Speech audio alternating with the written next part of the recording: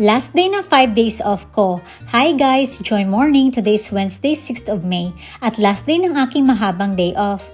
May pasok na ako bukas. Dito lang ako sa bahay at wala naman akong lakad ngayon.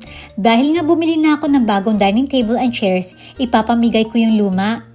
Actually, sa sister ko to at matagal niya rin itong nagamit bago pa napunta sa akin.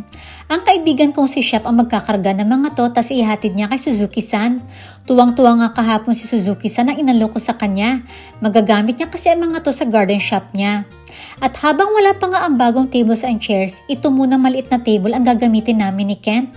Medyo luma na din to at binigay pa to ng office mate ko na umuwi na ng Pilipinas. And then, nag-prepare na din ako ng mga lulutuin ko. Magluluto ako ng mixed adobo and Japanese chicken curry. Para na to sa uulamin namin ng ilang araw para iinitin na lang. Dahil nga may pasok na ako kinabukasan at sa makalawa, dapat may nakaredy na kami na pagkain para di ko na kailangan magluto pagka uwi ko galing trabaho.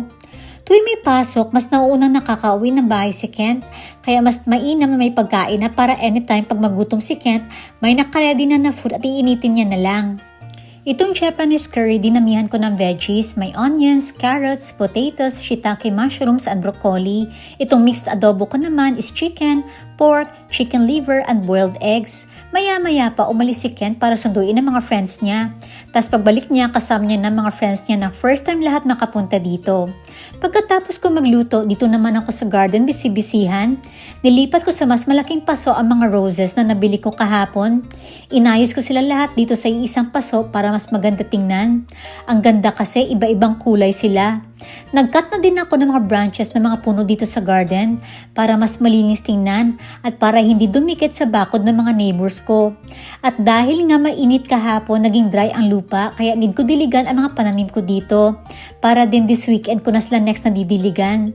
Maya-maya pa umuwi na mga friends ni Kent at sumama siya para ihatid sa bus stop. After ko mag-gardening, shower na ako para makapag-skincare.